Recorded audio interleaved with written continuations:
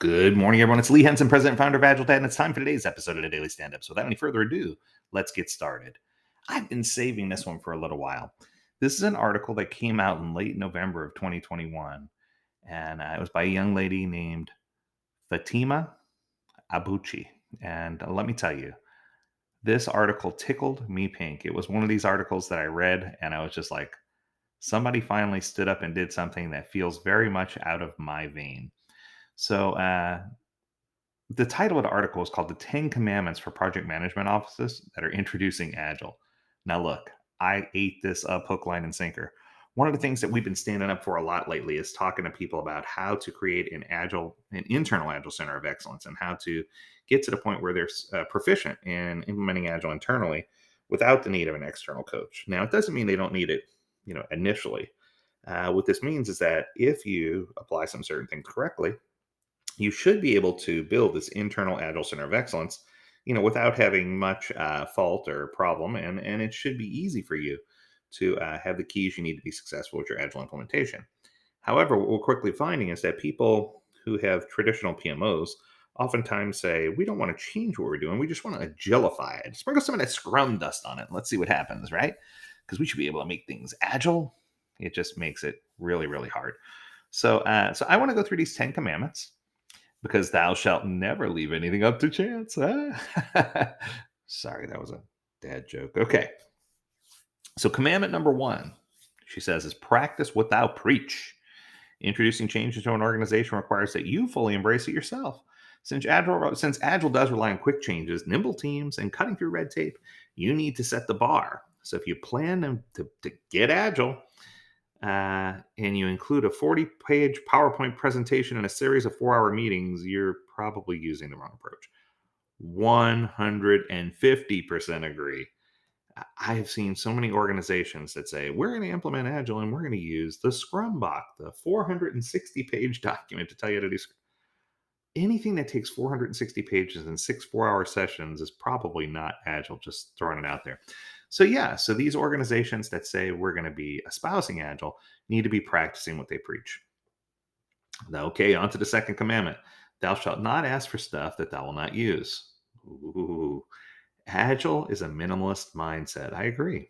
So if you ask for things that you actually need and things that you actually use, and you can eliminate waste and repetitive processes, those things tend to just drag the team down. You need to make sure that you're only asking for things that you need right then, that are in the moment, and they're things that the organization or things that the stakeholder are actually going to use. Make sure you're riding that funnel pretty good. Okay. Commandment number 3, thou shalt not govern from behind thou's desk. How good is that, right? Yeah, you shouldn't be ruling from behind the desk. If you're sitting in the ivory tower and assuming everything's going to get done, you're not going to get anything done.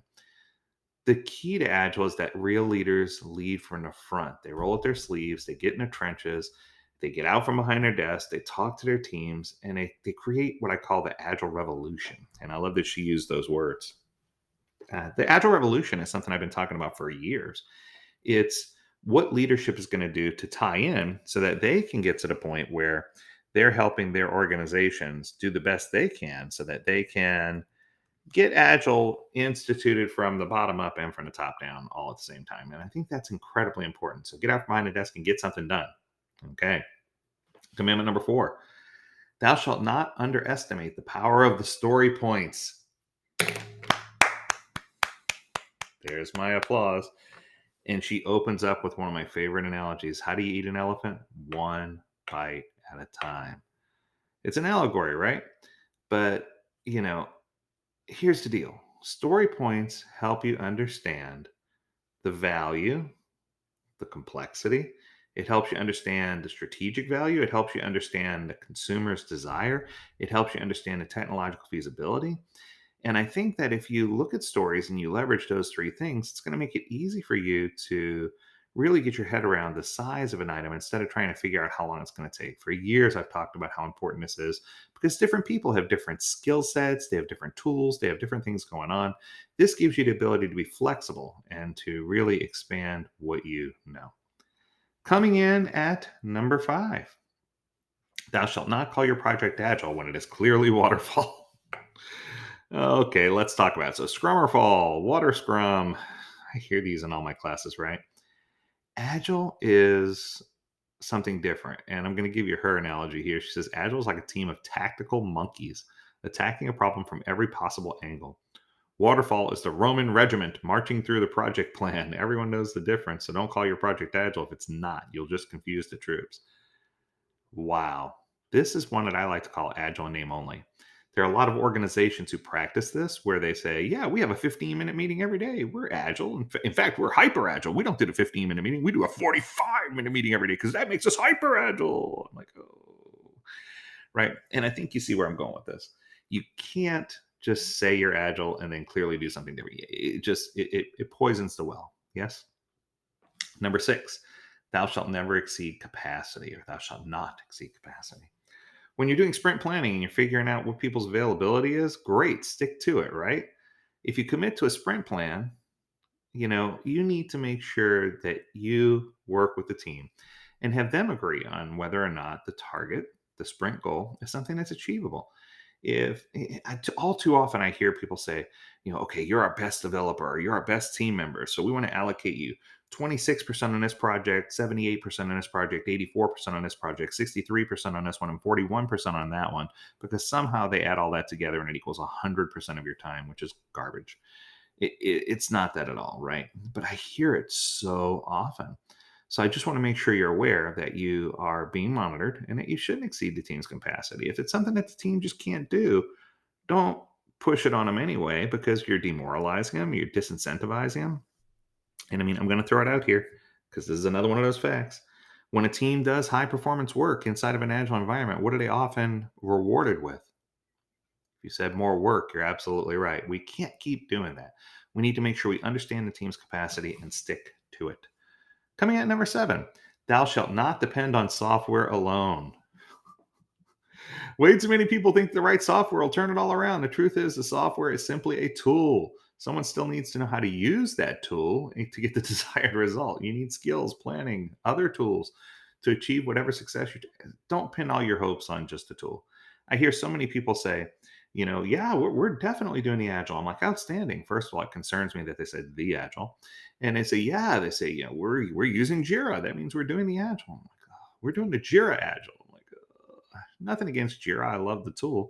It's just when people are using the tool, and espousing to be agile, that the tool doesn't make you agile. The tool helps you manage your agile implementation, but the tool doesn't make you agile. Coming at number 8, thou shalt not treat agile like a noun. Let's be clear, agile isn't something you do. It's not something you can put on or take off like a coat. Agile is something you are. Don't do agile, be agile. Wow. And the way I always do this is, and I do it in jest, I always call it the agile. So that way people clearly know that I'm calling it a noun. Yeah, let's do the agile. And people are just like, what on earth are you talking about? And it just sounds so ridiculous when you treat it like a noun. I emphasize that it's a noun and it makes people rethink. So good eye. Good eye. I like that. That's a good one. Coming at number 9, thou shalt not waste lessons learned in sprints. All right. We all know Agile is about adaptation, right?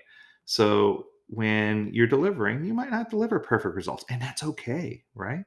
You'll get an ample opportunity to learn and to pivot and to make those lessons that you can pack in your bag and move forward, right? Should always be fast and frequent, and it should deliver value. And I think that if we don't, if we try to do the same thing over and over again and expect different results, I think the definition of that was insanity. So I think having the ability to really understand and hone in on our retrospectives and figure out what we should be doing is a powerful tool and something that will help us learn how to inspect and adapt more quickly. All right, drum roll. The 10th commandment is, thou shalt not work in isolation. Oh my gosh, I love this. All 10 of these were perfect. My goodness. It says, those dusty books that outline the best practices in air quotes, right? Those ISO inspired processes that set rigid requirements and not only prevent outside of the box thinking, but tape the whole thing shut. Collaborative agile teams just don't work that way. They invent, they innovate, they argue, and they tend to spitball ideas. Throw away the dusty books. Oh, I love that quote. Lose the 100 volume processes and start really working with your team to get things done. Let me tell you, I've said on more than one occasion that we need to have a book burning party. And I have nothing against books. I like a few books, but it's just I feel like sometimes when people come in and they just have this completely dogmatic approach, it shuts down everything a team can do. We're going to do agile, but we're going to do it this way. They pull a Frank Sinatra. We're going to do it my way, and oh my gosh, it just turns into a dumpster fire, right? Pretty quickly. So we need to make sure that we understand that working in isolation is definitely a no-no, that we need to work together with teams, together with people, and we can't just, if anyone ever pulls out the book and says, according to the book of who, here are the agile things you should do, throw them off the snowflake train, right? Sorry, I went there. All right. So she says, in conclusion, agility is a fantastic way to approach your projects. It works particularly well in creative settings. I agree, where you're creating new and exciting things all the time. But you're not agile just because you say you are. You have to walk the walk and talk the talk to get the true full benefit of being agile. I like it. And she also points out that it could be uncomfortable to leave the rules, the charts, the carefully curated spreadsheets behind, and something in favor of something that's more organic and collaborative. But that's what we need to do. And I think part of this is we need to create an ecosystem that supports Agile. We need to create an environment where people feel comfortable doing it. And I can't tell you how much I appreciate this article. This is one of the good ones. I'm going to drop a link to it inside of the comments. I hope that you've enjoyed this episode. As always, we encourage you to tune in. If you have a topic you want us to cover or an article you'd like for us to review, send it over to learnmore@agiledad.com, where we'd love to talk about what you're talking about. And as always, we encourage you to stay healthy, stay well, and stay agile, my friends. Until next time, do take care.